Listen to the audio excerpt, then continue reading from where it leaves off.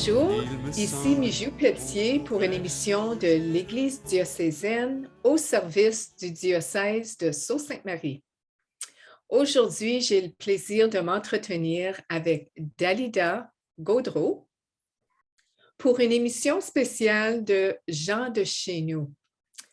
Alors, vous aurez l'occasion de la connaître davantage et entendre son témoignage de vie et de foi. Alors, bonjour Dalida. Bonjour Mijou, ça me fait plaisir d'être ici avec toi cet après-midi. Ben moi, pareillement. Hey. Alors, écoute, Dalida, moi, je te connais depuis presque 20 ans, je dirais, lorsque on travaillait ensemble au Conseil scolaire catholique du Nouvel-Ontario. Mais pour les gens qui ne te connaissent pas puis qui vont avoir l'occasion de te connaître aujourd'hui, qui est Dalida Roussel-Gaudreault? Bien, présentement, je travaille à titre de travailleuse sociale au Conseil scolaire catholique du Nouvel-Ontario.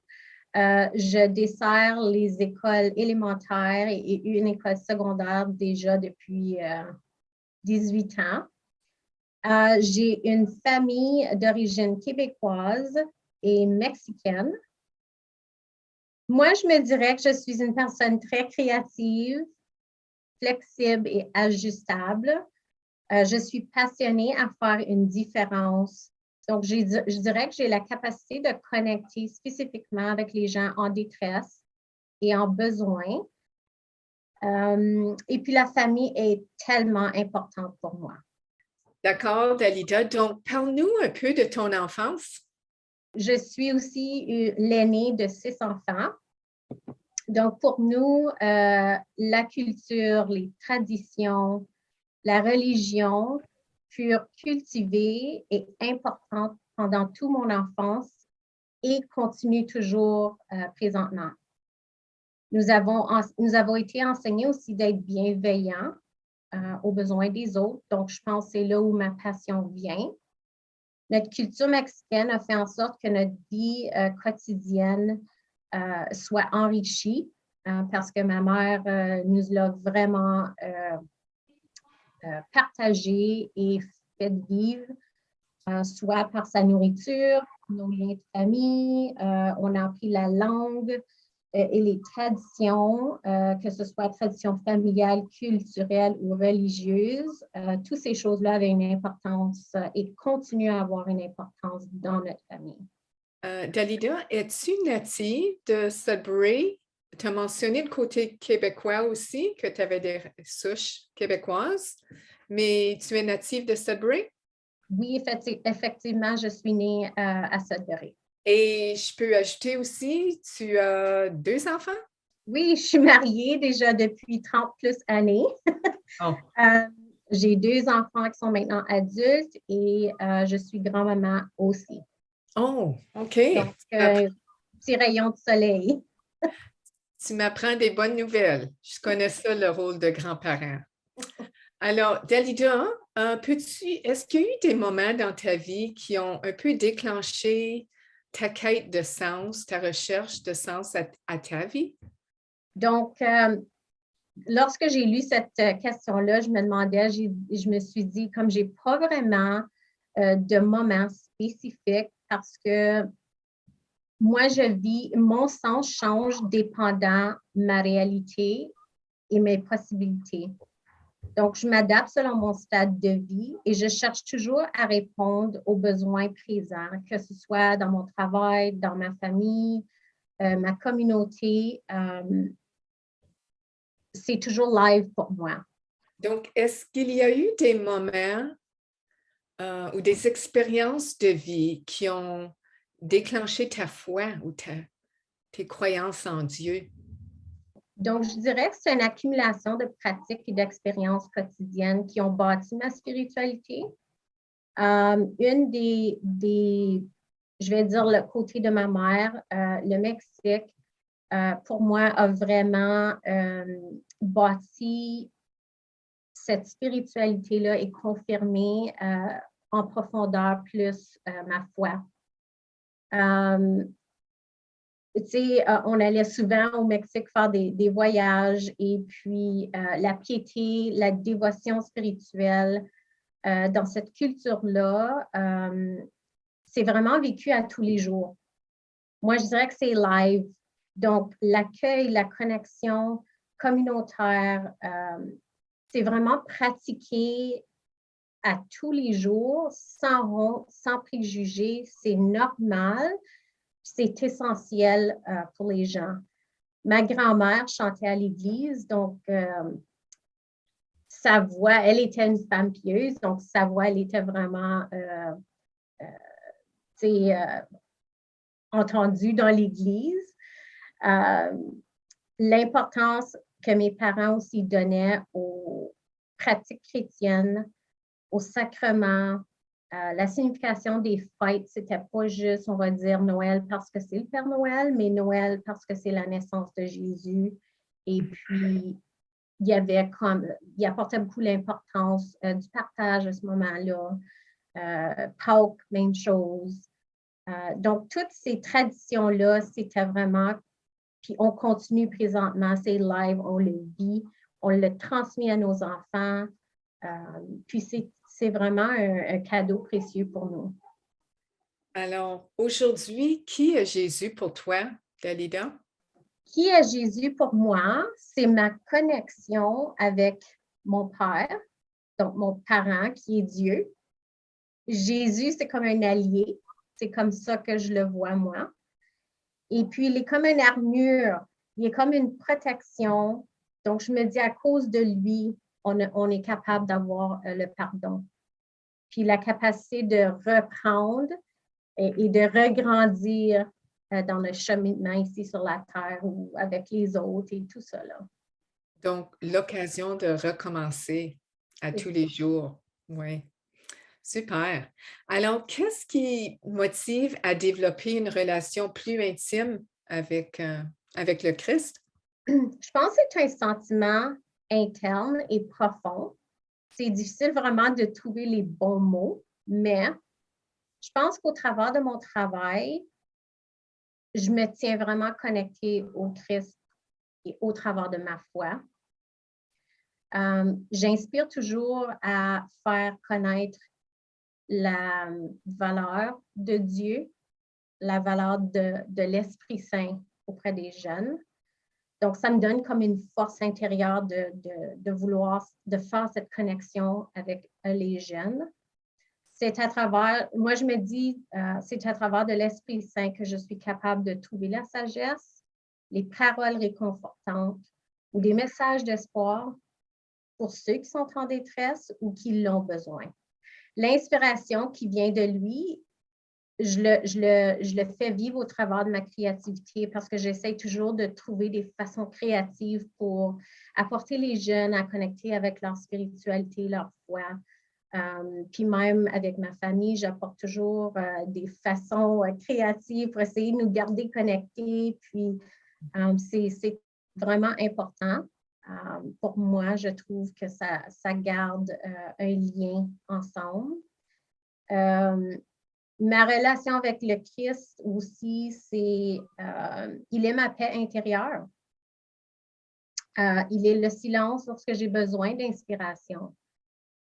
Il est mon centre de bien-être et de gratitude parce que je suis dans un milieu de travail où je gère beaucoup de personnes qui sont en détresse, qui ont de la peine, qui vivent des situations vraiment complexes et compliquées. Donc, souvent, c'est lui c'est lui ma force, mon courage, mon inspiration, ma paix, parce que j'ai vraiment besoin de lui pour être capable de faire mon travail. D'accord. Alors, sur cette note, que penses-tu est le plan de Dieu pour ta vie? À ce moment, je pense que c'est d'allumer la lumière interne auprès des jeunes. Nous avons vécu tellement d'années difficiles. Je vois une différence en tant qu'une lumière interne chez nos jeunes. Ça a eu beaucoup d'impact sur le bien-être de nos jeunes. Donc, pour moi, c'est d'essayer de réallumer la petite lumière de vie chez nos jeunes, de valoriser Dieu dans leur vie, de développer le goût de le connaître au travers de l'amour, puis de ne pas juste rester pris en tant que tradition, c'est Dieu, c'est notre religion catholique, mais de vouloir leur faire connaître que lui peut nous apporter une force incroyable, passer au travers des situations difficiles ou compliquées. Puis il est la source de l'amour, donc le pardon, souvent je me retrouve avec des élèves en détresse qui ont besoin de comprendre les parents ou tu sais, comme ils sont en situation de conflit, puis lorsqu'on a ces conversations-là, j'apporte toujours, dépendant si l'élève est prêt, je vais lui apporter comme juste une petite goutte dépendant qu'est-ce qu'ils ont besoin, puis on dirait que c'est à ce moment-là que je vois une petite lumière allumée, puis une petite lumière d'espoir pour dire « Oh, oui, je suis capable. » Donc, tu allumes des lumières, évidemment. Ça me fait penser aussi, Dalida, j'étais au conseil avec toi, puis à certains moments, on travaillait des projets ensemble, puis je ne sais pas si ça se fait encore, mais à un moment donné, tu remettais aux jeunes qui vivaient des situations difficiles, tu leur remettais une petite carte prière pour leur rappeler qu'ils ne sont jamais seuls, qu'ils ont toujours accès à cette vie spirituelle, vie intérieure pour demander l'Esprit Saint, pour demander des lumières, pour demander des sagesses, puis pour prendre des bonnes décisions. Alors, si on continue avec nos questions, est-ce qu'il y a un passage biblique ou une devise de vie qui t'inspire à tous les jours, qui t'inspire tout simplement? Donc, moi, je dirais, c'est d'avoir de la gratitude. Donc, si on met notre énergie et puis notre attention sur ce qui est de bien, même dans des moments difficiles. Avec les jeunes, je les appelle des messy moments. C'est de reconnaître qu'à ce moment-ci, c'est un messy time et puis qu'on a besoin de voir qu'est-ce qu'on peut faire pour rebondir, pour être capable de reconnecter. Puis de regarder au bon petit moment, même pendant les temps difficiles et compliqués, il y a quand même une lueur d'espoir, il y a quand même une belle petite leçon. Il y a toujours quelque chose de bien qui peut ressortir, puis d'aller chercher sa force au travers de ça. Ou au travers des autres personnes qui peuvent t'aider, t'accompagner. Oui, ça me fait penser à l'activité avec la travailleuse sociale Stéphanie, lorsqu'on a fait une émission avec elle, puis on a parlé des 5, 4, 3, 2, 1, pour nous rappeler l'essentiel du moment présent, puis ce pourquoi on peut dire merci ou être au moins reconnaissante face à nos 5 sens. Alors, c'est bien.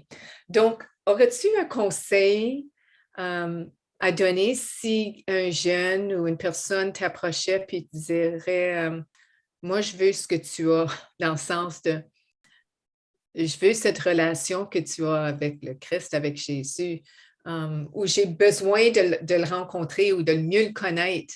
Aurais-tu des conseils à ce moment-là? Donc, moi, souvent, je vais le présenter selon l'ouverture et la capacité de comprendre. Mais souvent, je vais le présenter comme une personne de confiance.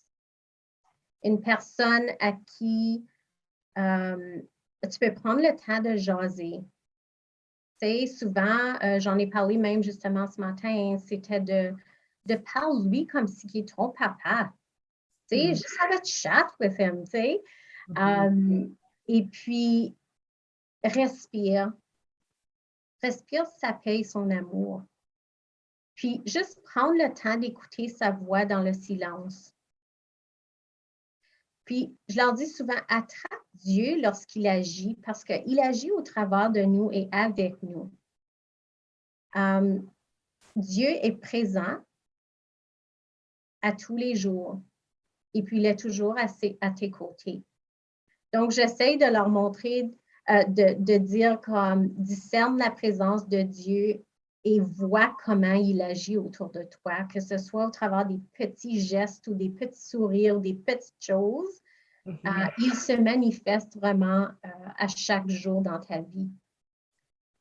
Trouve un moment, une personne, une chanson, une prière, quelque chose qui va t'aider à rester connecté à lui.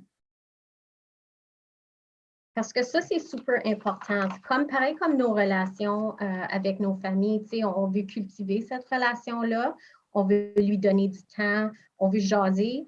Je leur dis, c'est la même chose.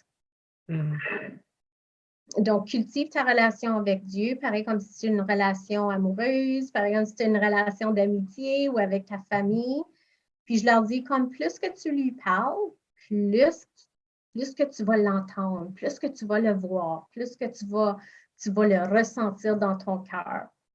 C'est bien parce que c'est les amener à cette prise de conscience, comme on dit en anglais, d'être mindful, qu'il est toujours là. Mais c'est à nous de reconnaître cette présence-là qui n'est pas toujours évidente, surtout quand on est bombardé de distractions, puis on ne fait pas le plein en dedans, puis on prend pas ces moments d'intériorité puis de silence même pour entendre sa voix. Donc, chaque matin, lorsque je me réveille et puis je viens au travail, une de mes prières, c'est je demande à l'Esprit Saint de m'éclairer pour que je puisse réconforter, apporter un message d'espoir, dire à quelqu'un ce qu'ils ont besoin d'entendre ou ce qu'ils ont besoin pour pouvoir continuer dans leur situation ou dans leur moment. Donc, souvent, lorsque j'ai des échanges avec des élèves ou d'autres adultes, des enseignants, des parents, souvent, je vais voir la petite lumière qui s'allume ou je vais voir comme un regard un regard surpris qui demande, c'est souvent les jeunes, ils vont dire comment ça se fait, c'est ça, madame, ou tu as dit vraiment quelque chose qui m'a touchée. Puis souvent, je n'ai pas la réponse parce que ça ne vient pas de moi. Je me dis ça vient de l'Esprit Saint parce que souvent, tu sais, comme on a des notes cliniques à remplir, puis je ne sais pas comment le mettre en mots. Donc, j'imagine que c'est l'Esprit Saint qui m'éclaire et c'est Dieu qui agit vraiment en moi parce que autrement, moi, je suis juste une personne humaine. C'est évident, donc, Dalida, que cette ouverture d'esprit, puis le focus sur ta relation avec l'esprit, c'est ça qui donne cette force, puis qui t'envoie là où tu es en besoin ou là où il veut se servir de toi. Puis je reviens aux exercices ignatiens où on parle souvent de, c'est dans la prière à l'Esprit Saint, on demande que tout se fasse pour la gloire de Dieu, non la nôtre, et pour être au service de Dieu. Puis je trouve que c'est vraiment un bel exemple de ta prière du matin. Guide-moi là où je peux le mieux servir, puis servir Dieu aussi dans ça. Donc, tu es vraiment un instrument. Dalida, quelle personne ou événement t'a le plus marqué dans ta foi? Et donc, moi, je vais dire ma mère. Ma mère, c'est une femme de grande foi. Elle est ferme et toujours en garde avec ses convictions. Malgré les jugements, les rejets ou les critiques, elle se maintient. Elle est respectée par plusieurs et plusieurs estiment son dévouement, son empathie et son soutien. Donc, pour moi, c'est une femme qui, malgré ses épreuves, elle se tourne toujours vers Dieu et sa foi. Sa confiance en Dieu, elle est réelle, présente et remarquable pour moi. Quelle belle confirmation de ce que je pense de ta chère maman, parce que j'ai eu le plaisir de travailler avec elle, surtout de la connaître et de connaître son témoignage de vie et de foi. C'est une femme qui m'inspire énormément. Alors, ça m'aurait surpris que tu n'aies pas mentionné ta mère dans ça. Ouais. Alors, pour dire jusqu'à quel point qu'on peut impacter les gens autour de nous, mais le rôle d'un parent. Puis si je peux ajouter à ça, j'ai fait un petit ménage dans des boîtes, justement quand je travaillais au conseil. Puis j'ai trouvé un article c'est un article en anglais, mais je pense que ça vaut la peine de le mentionner parce que ça reflète un peu ton témoignage et tout ce que tu viens de dire de ta mère Célia. Alors, ça s'appelle, le titre de l'article, c'est tiré du Sudbury Star. Ça s'appelle I have failed my children. Puis le sous-titre, c'est A lack of faith. Donc, un manque de foi. Et je vais juste lire un petit article parce que l'article, c'est une page entière. Je peux vous la montrer. Et la page, mais le petit paragraphe à laquelle l'auteur s'attarde, c'est qu'elle dit I'm beginning to recognize that without a foundation of faith, kids have absolutely nothing to fall back on when the going gets tough. And heaven knows it's tough being a kid most days.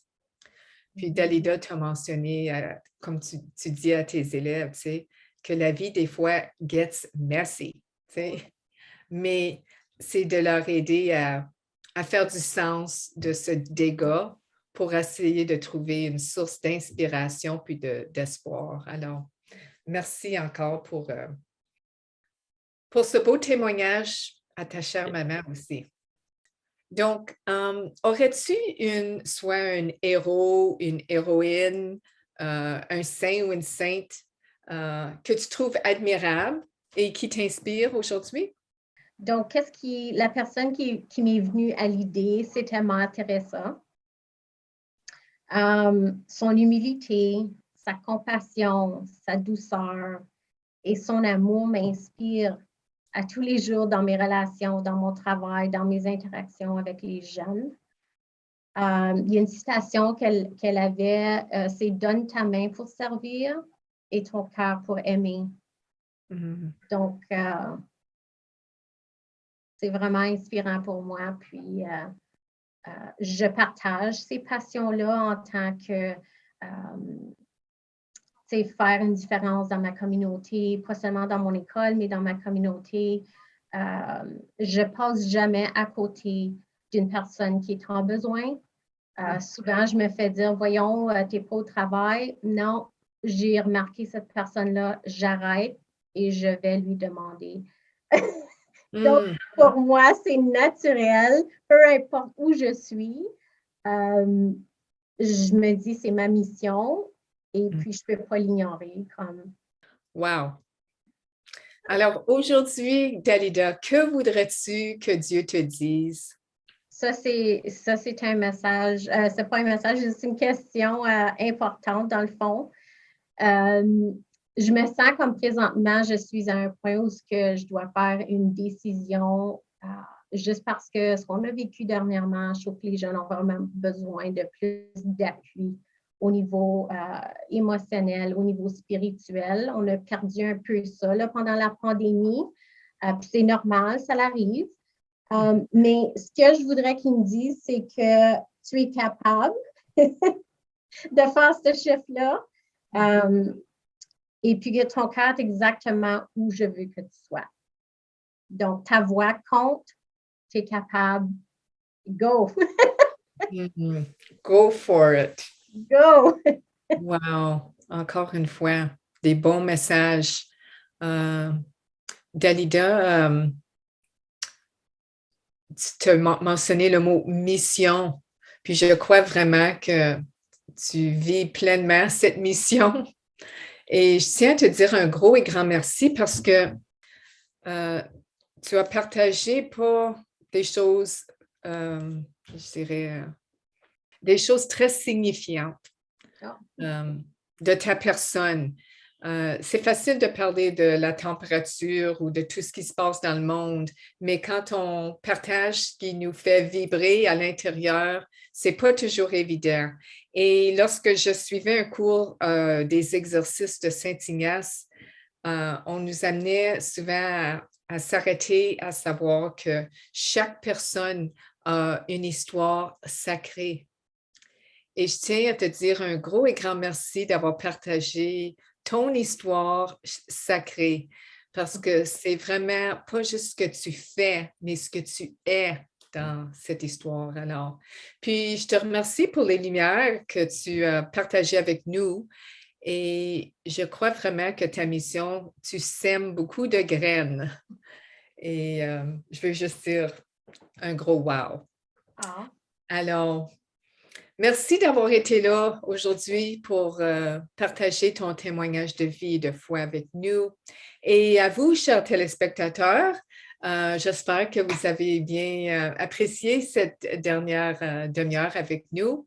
Sachez que notre prochaine émission, on va adresser le grand thème, la grande fête de Pâques, avec un message de notre évêque, ainsi que du beau chant de méditation pour le Vendredi Saint. Alors, je vous souhaite une bonne fin de journée et à une prochaine. Mais pour cela, ne faut-il pas tant de fois apprendre encore à être vrai, apprendre à se connaître, être avant de paraître, s'aimer soi-même comme on est, garder les pieds sur terre et fuir l'imaginaire des top modèles bien trop parfaits. Tous ensemble, il me semble, on pourrait changer le monde de jour en jour, de cœur en